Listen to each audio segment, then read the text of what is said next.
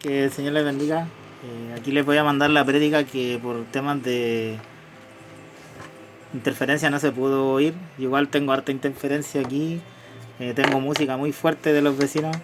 Y también puse la mía, así que espero que escuchen la mía, que se escuche más claramente. Y bueno, les estaba hablando que la palabra del Señor está en el libro de 1 de Juan, capítulo 2, verso 14. Dice: os he escrito a vosotros, padres, porque habéis conocido a aquel desde el principio. Os he escrito a vosotros, jóvenes, porque sois fuertes, y la palabra de Dios permanece en vosotros, y habéis vencido al maligno. Una versión más actual, ¿cierto? Dice así: dice: a ustedes, jóvenes, les escribo, también porque han sido valientes, han derrotado al diablo, y han aceptado con sinceridad el mensaje de Dios. ¿Cierto? Les hablaba de que el apóstol Juan nos ve de otra manera, nos ve de una manera positiva, porque ciertamente la generación que vivimos nosotros no es buena. Es una generación donde hay mucho relajo y donde estas características que dice el apóstol Juan muchas veces no se ven. El libro de Isaías capítulo 40, verso 30, dice: los muchachos se fatigan y se cansan. Estoy leyendo aquí el computador igual. Dice: y los jóvenes flaquean y caen. Les hablaba de que, cierto, hay una debilidad que es física. Dice: fatigan y se cansan, eso es físico. Pero también dice: flaquean y caen. Eso significa que también es algo espiritual, porque cuando nosotros caemos es porque hay tentaciones que no podemos vencer, ¿cierto? Flaqueamos, nuestra fe se debilita. Pero habla de eso, ¿cierto? Dice: los muchachos en general se fatigan y se cansan, los mozos flaquean y caen. Pero el Señor nos mira de otra manera, ¿cierto? El Señor dice en su palabra que sus pensamientos no son nuestros pensamientos y sus caminos son más altos que nuestros caminos. Y es que el Señor nos mira de otra manera, ¿cierto? Nos mira como una generación que de verdad va a servirle a Él como Él desea. Ciertamente que somos obras en perfección, pero Dios nos se proyecta y Dios nos ve como vamos a ser al final. El apóstol Pablo en una oportunidad dice que nosotros debemos llegar a la unidad de la fe. Eso está, si no me equivoco, en Efesios. Dice: a la estatura del varón perfecto, a la edad de la plenitud de Cristo. ¿Qué significa esto? Que nosotros somos una obra en proceso que debe llegar a ser lo que el Señor proyecta o ve. Él te ve quizás como una gran corista, te ve como un gran predicador, te ve como un líder. En muchas cosas el Señor te ve porque Él las conoce, ¿cierto? Él sabe lo que tú vas a hacer al final. Y cuando Él habla a los jóvenes, y a través del apóstol Juan, es importante mencionar que Juan es el discípulo amado. Es quien se recostaba en el pecho del Señor y recibía el mensaje directamente, en una forma más íntima. Juan es quien escribe el Evangelio de Juan y se le llama el Evangelio del amor. De hecho, él empieza hablando acerca de eso, del amor que el Señor tuvo al morir por nosotros. Juan es uno de los libros del Evangelio de Juan. Es un libro que se recomienda leer a quienes comienzan a estudiar la palabra. Se les recomienda leer el libro de Juan, ¿cierto? Y de ahí partirán los demás. Juan era especial y Juan tenía la visión y el corazón del Señor. Juan representa el corazón también de nuestro Señor Jesucristo, ¿cierto? Por eso Él nos mira de una manera distinta, porque lo que dice aquí es bueno. Dice, ¿cierto? Sois fuertes, la palabra del Señor permanece en ustedes y han vencido al maligno. Pero ¿cómo podemos nosotros llegar a hacer lo que Juan dice? Esa es la pregunta importante. Y es que sin el sacrificio de nuestro Señor Jesucristo, nosotros no podríamos hacer esto. Sería imposible para nosotros como seres humanos tener la fortaleza que tenía la iglesia primitiva, ¿cierto? Cuando eran perseguidos, cuando eran azotados por causa del nombre del Señor. Para nosotros sería imposible incluso ser cristianos, porque no teníamos la capacidad para resistir, Señor, ¿cierto? Y abstenernos de muchas cosas y decir no a muchas amistades y decir no al resto del mundo. Nosotros caminamos en contra de la corriente, ¿cierto? A mí me decían cuando chico, los cristianos somos como los salmones. Usted sabe que los salmones nadan contra la corriente de los ríos. Y los hijos de Dios nadamos contra la corriente de este mundo. nosotros somos diferentes y allí viene una fortaleza, ¿cierto? En los momentos difíciles, en los momentos que uno pasa, soporta cosas, viene una fortaleza que es sobrenatural. He separado lo que dice Juan en 3 puntos. El primero de ellos, cuando dice, los jóvenes son fuertes. Hubo una oración que hizo Ana, ¿cierto? De alabanza a Dios cuando ella recibe el milagro de... Porque recordemos que Ana era estéril en el libro de Primera de Samuel. Y él recibe el milagro y ella tiene un hijo, que es el que nombra el libro, ¿cierto? Samuel, profeta, gran profeta de Dios que unge a David, el rey, si no es el más importante de la historia de Israel. Se acerca mucho, ¿cierto?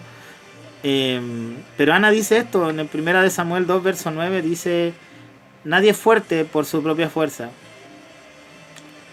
Pido perdón por la música, la verdad es que la puse un poquito más fuerte para que no se escuche la de afuera mientras hablo la palabra del Señor. Espero que me escuchen bien. Pero mire, dice que Ana no decía que la fuerza no proviene por uno mismo, ¿cierto? No está en nuestros genes. Nadie es fuerte, dice, por su propia fuerza. Y Ana lo tenía muy claro de que para ella era imposible tener un hijo. Era imposible soportar ese tiempo que ella soportó, ¿cierto? Sin tener un hijo, que era algo en el tiempo antiguo, era algo muy importante para ellos procrear, ¿cierto?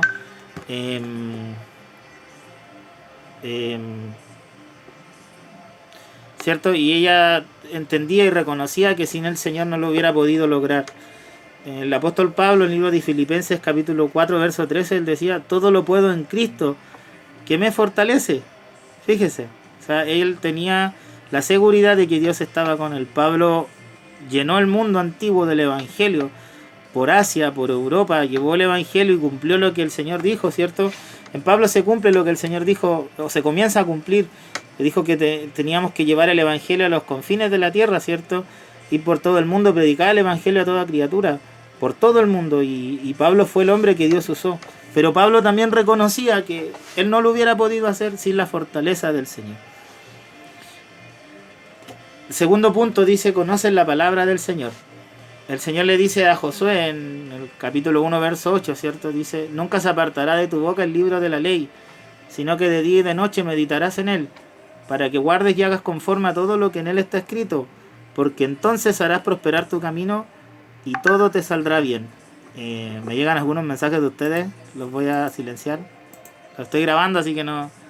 Después van a entender el por qué no les contesto. Bueno, dice, cierto, nunca se apartará de tu boca. Sé que muchos de ustedes están leyendo la palabra y de verdad que les felicito. Espero que salgan muchos predicadores buenos, muy buenas predicadoras, buenos siervos del Señor a futuro con esto que están haciendo, porque es lo que la palabra del Señor nos enseña y hay una bendición, ¿cierto?, detrás de eso.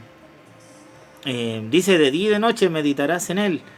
¿Qué es meditar? Es en mi mente yo recordar siempre la palabra del Señor, recordar las prédicas. Es bueno si las pueden escuchar, si las pueden grabar y después escucharlas. Hay cosas que uno en el momento no capta, sino que después las grabaciones lo puede volver a escuchar y lo entiende de otra manera. Pero dice, mediten en él todos los días, hagan conforme a todo lo que está escrito. Importante, conocer la palabra del Señor no es solo entenderla o leerla, sino que obedecer a aquello que ella nos enseña. ¿Por qué dice esto? Para que entonces, dice, harás prosperar tu camino y todo te saldrá bien. O sea, la bendición requería una condición. Si ustedes ven las promesas del Señor, siempre requieren una condición de nosotros. Nuestra entrega, nuestra obediencia. Pongan el nombre que ustedes encuentren en la palabra, pero el Señor siempre nos pide algo que es mínimo comparado a todo lo que Él hace por nosotros o todo lo que Él nos bendice. Entonces Él dice, si nosotros meditamos en la palabra del Señor, si nosotros obedecemos la palabra del Señor, entonces nuestro camino va a prosperar, nuestros estudios, el trabajo, todo lo que tú hagas en la obra del Señor, en la vida espiritual, en la vida sentimental, en la vida económica, Dios lo va a hacer prosperar cuando tú conozcas la palabra del Señor, cuando tú a través de ella le conozcas su carácter, conozcas lo que Él significa, ¿cierto? Fíjese lo que dice el Salmo 119, verso 9, nos habla a los jóvenes. ¿Con qué limpiará el joven su camino? Con guardar su palabra, ¿cierto? ¿Con qué el joven va a tener un camino limpio, sin mayores problemas, un camino exitoso? Guardando la palabra. obedeciéndola, ¿cierto? El tercer punto que toco es que somos vencedores. Y la verdad, el apóstol Pablo también escribe en los Corintios, en la primera carta, en el verso 15, capítulo 15, perdón, verso 57, dice: Mas gracias sean dadas a Dios, que nos da la victoria por medio de nuestro Señor Jesucristo. Hoy en día se está recordando, ¿cierto?, la muerte, el sacrificio de nuestro Señor Jesucristo. El mundo lo recuerda a su manera, lo recuerda este fin de semana y luego se olvida. Pero nosotros todos los días debemos recordar y agradecer el sacrificio de nuestro Señor Jesucristo. Él nos dio la victoria en la cruz. Esa victoria que habla el apóstol Juan no es nuestra, no nos pertenece, esa es la victoria de nuestro Señor que nos entregó a nosotros. Y el apóstol Pablo dice, ¿cierto? Más gracias sean dadas a Dios que nos dio la victoria.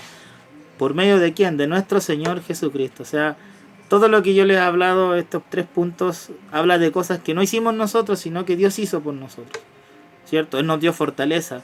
Él puso su palabra para enseñarnos, para animarnos, para alentarnos, para que nosotros a través de cuando la leemos recibamos nuevas fuerzas. Nos hace vencedores también a través de su sacrificio. Él venció al diablo.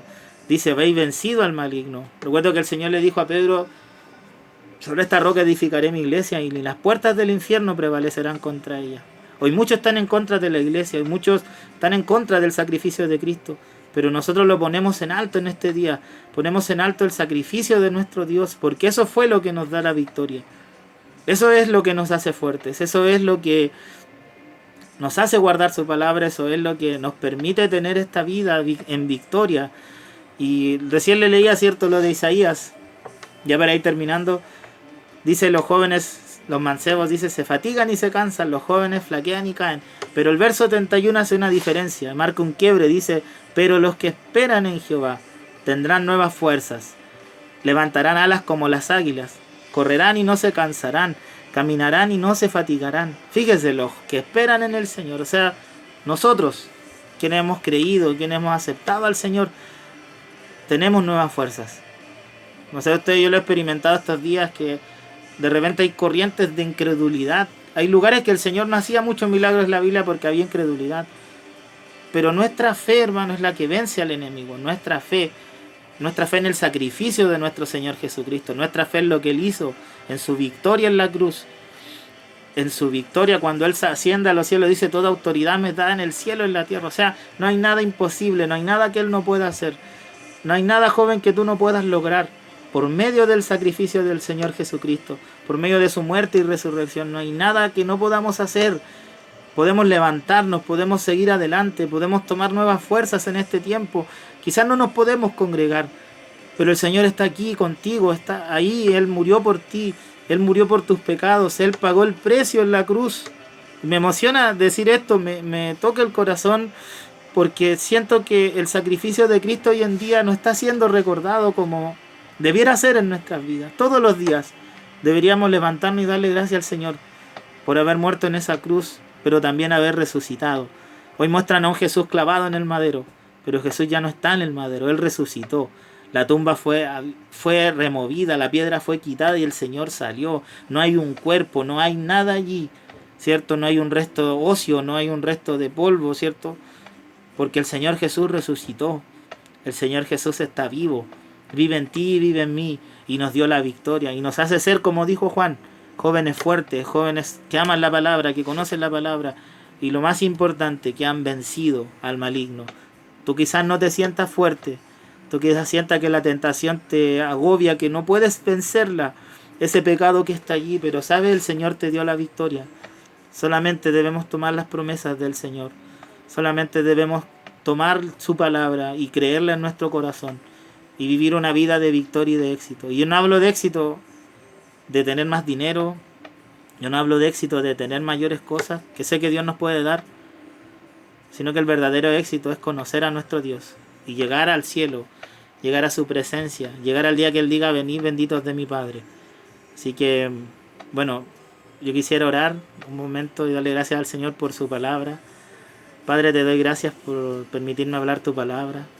El enemigo de una u otra forma trata de poner interferencias, pero tú eres más poderoso y nos diste la victoria. Ayúdanos a ser, como dijo Juan, jóvenes valientes, jóvenes fuertes, jóvenes que conozcan y amen la palabra, jóvenes que crean en tu victoria, Señor, porque lo más importante de esto es que tú venciste en la cruz, de que nos entregaste un evangelio que podemos compartirles a otros para que sean salvos y puedan llegar al conocimiento de la verdad.